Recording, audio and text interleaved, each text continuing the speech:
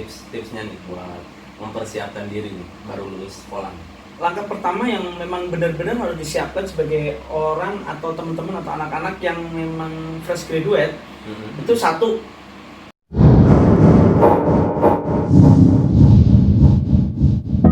Assalamualaikum warahmatullahi wabarakatuh. Waalaikumsalam warahmatullahi wabarakatuh. Ya, kita dari Energy of Sharing.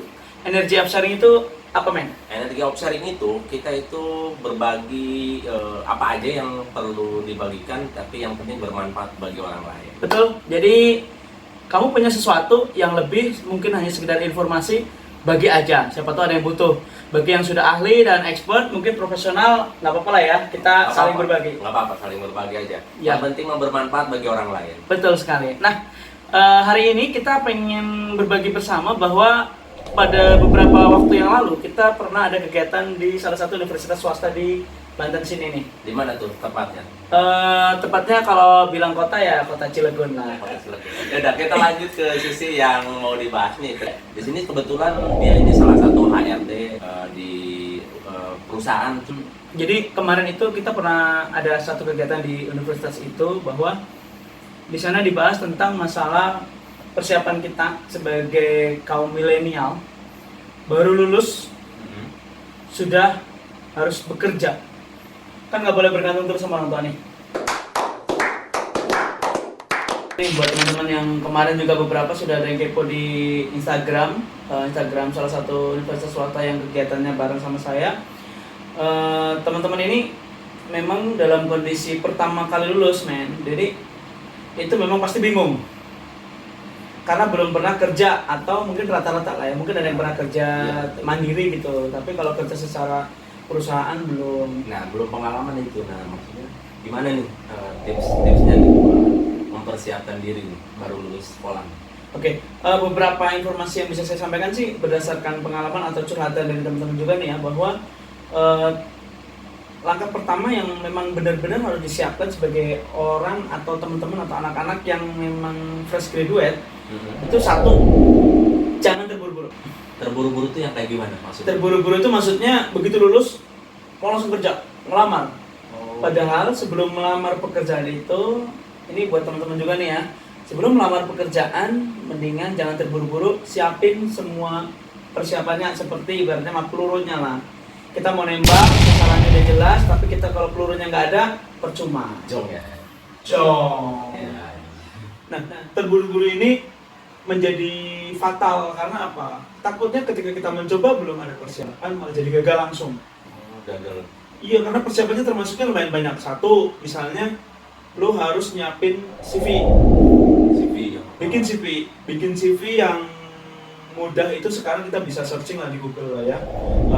Kalau misalnya CV ini kita nggak tahu mau diisi apa ya, apa yang kita bisa nanti di Google pasti ada muncul lah ya contoh-contoh. Contoh-contoh yang bagus itu ada ya di Google. Banyak sekali, banyak banget. Selain CV juga kan kita harus mempersiapkan di dokumen-dokumen.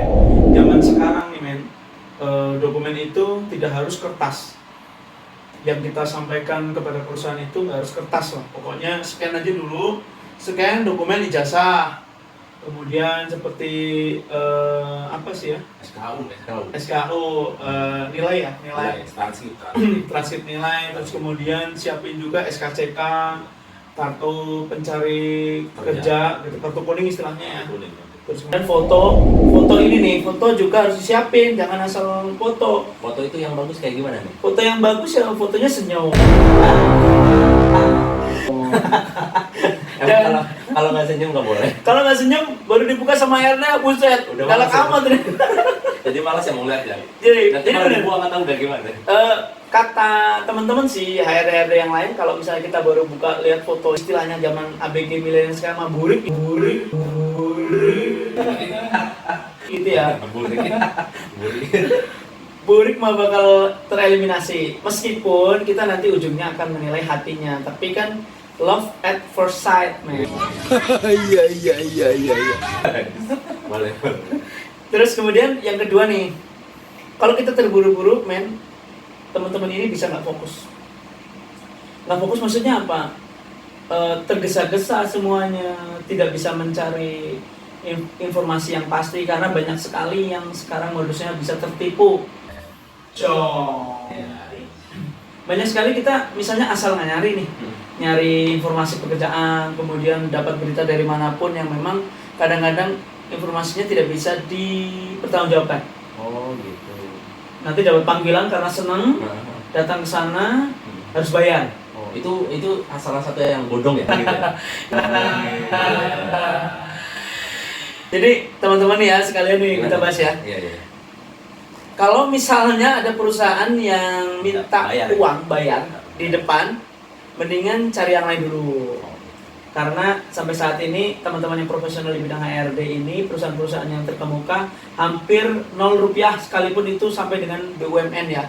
Apalagi perusahaan-perusahaan kecil. Jadi kalaupun butuh banget, mendingan coba cari alternatif perusahaan yang lain. Jadi sebelum lanjut ke pertanyaan-pertanyaan selanjutnya, jangan lupa kalian subscribe dulu untuk mendukung channel ini. Pertanyaan selanjutnya nih, tadi kan udah sampean jawab nih. Yang pertama tadi, yang buru-buru ya bikin ya.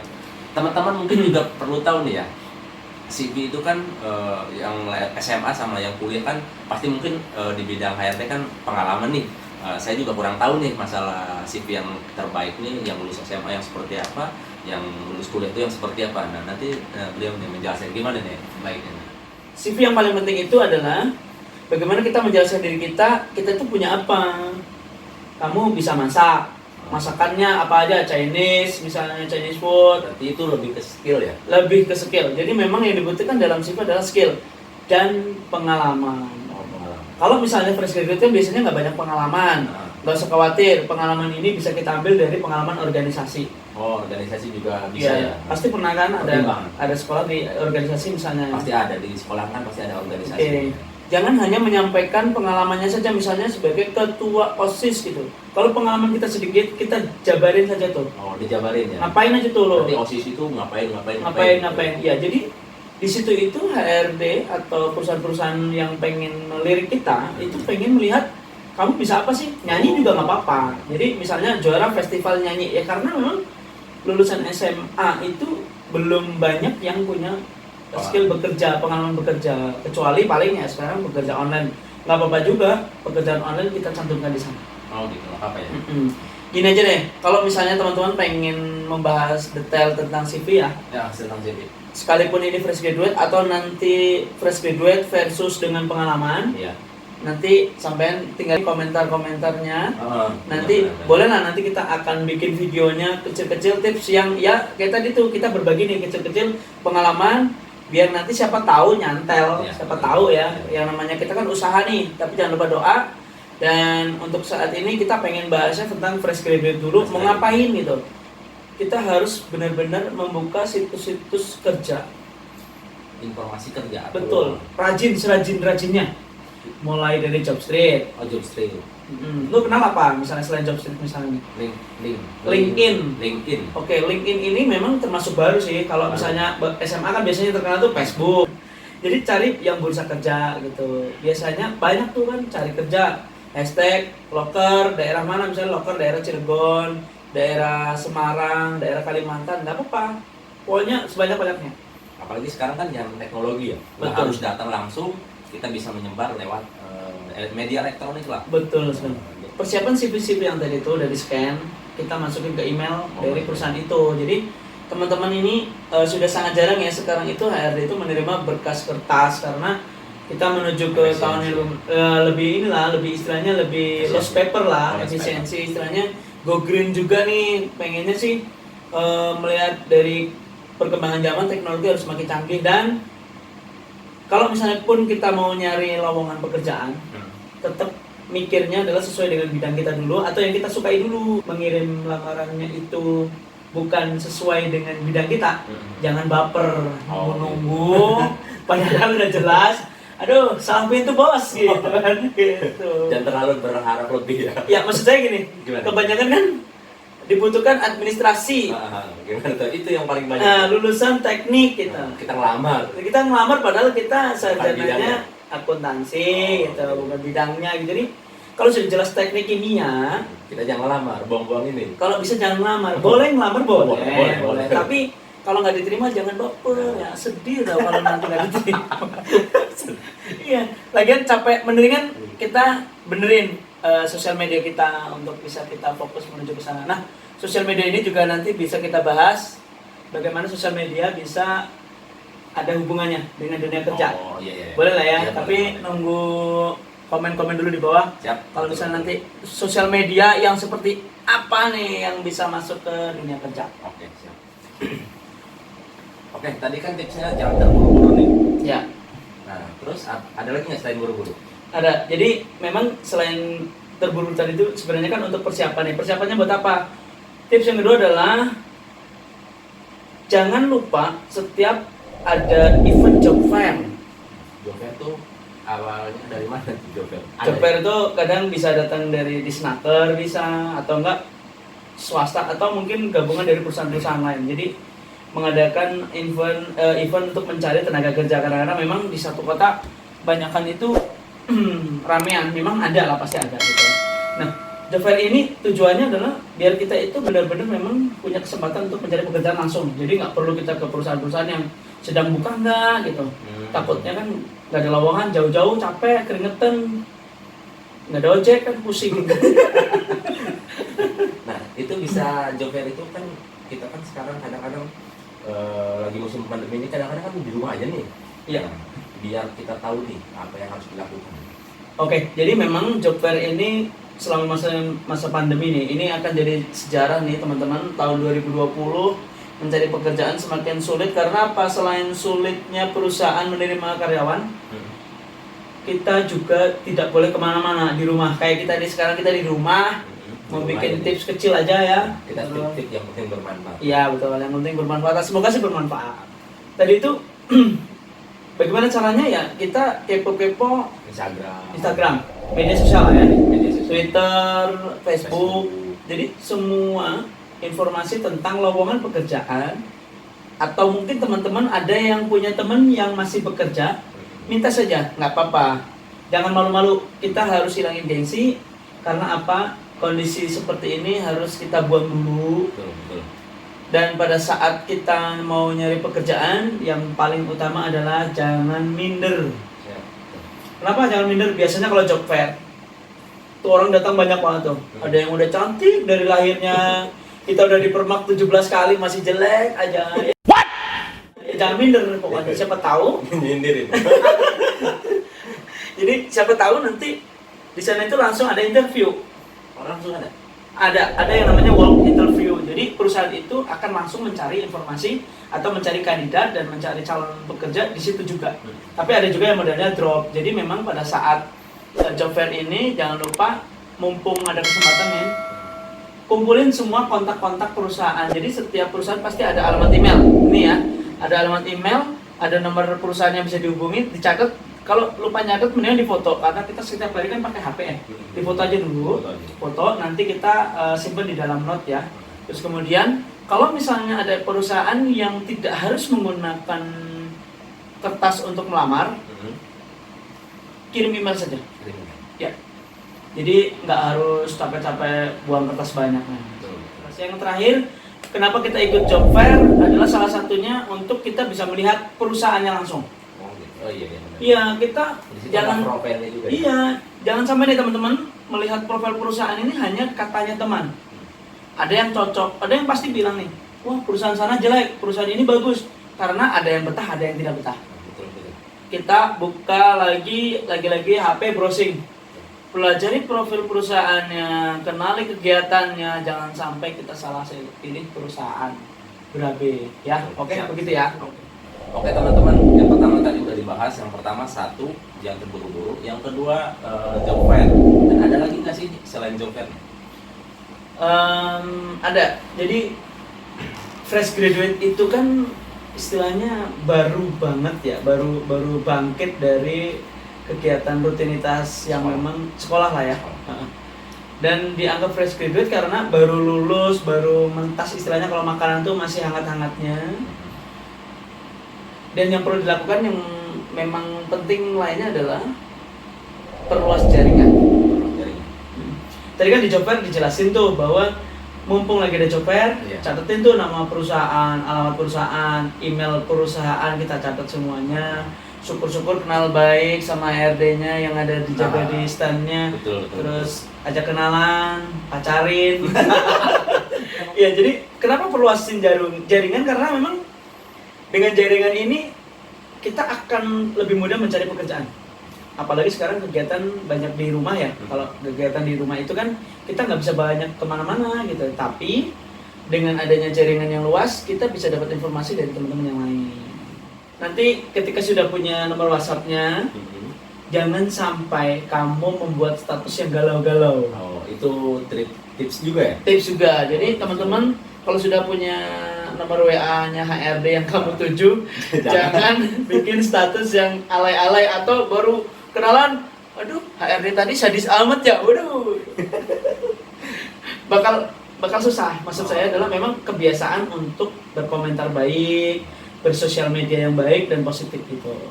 Nah kemudian tadi kan di job fair juga dibahas tentang masalah loktornya.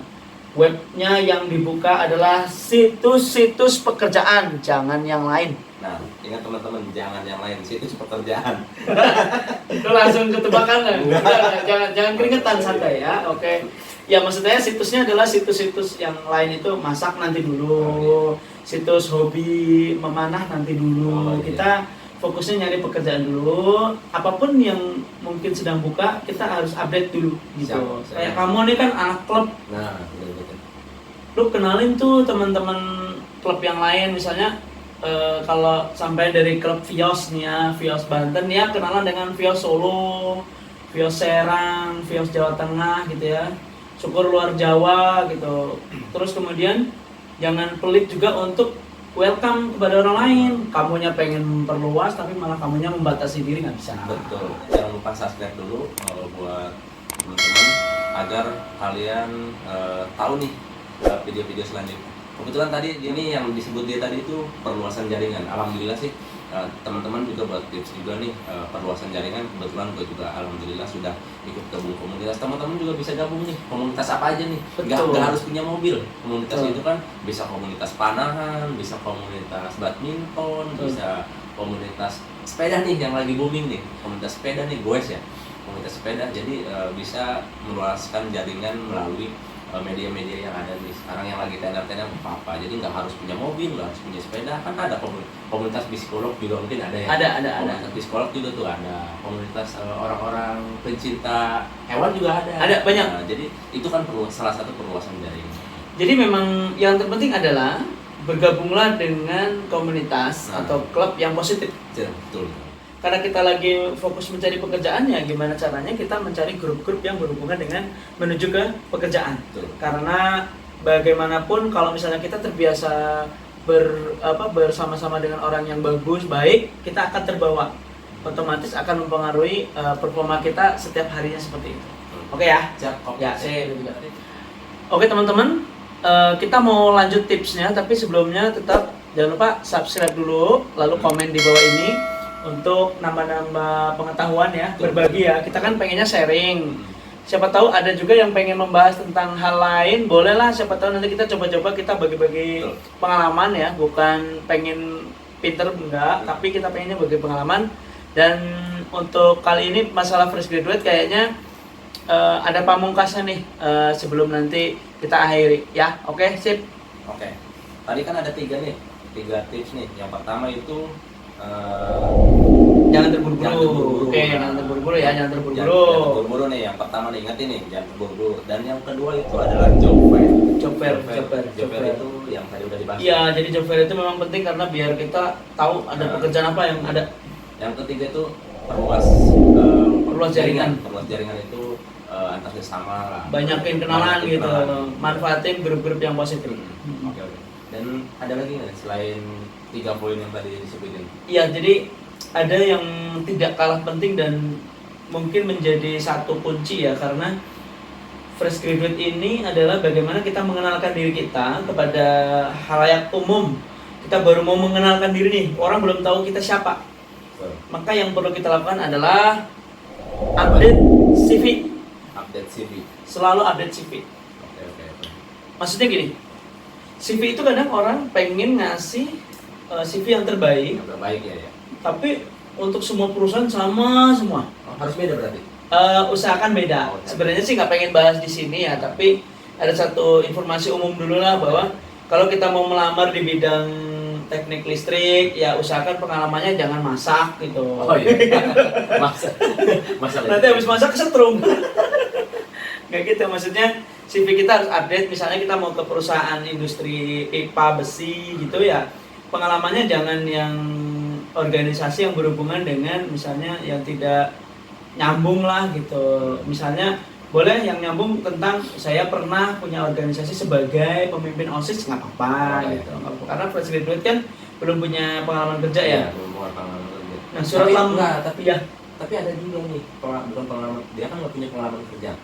Tapi kan kalau di setiap sekolah tuh ada tuh namanya PKL tuh, kan ada tuh. Oke.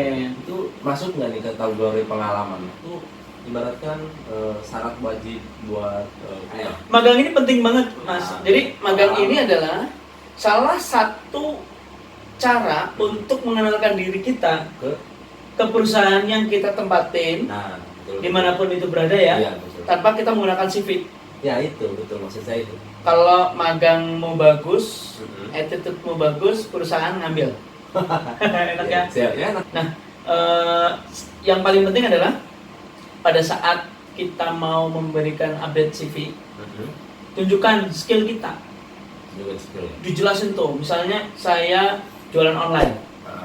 Karena saya belum kerja kan, saya jelasin di situ sebagai Jalan.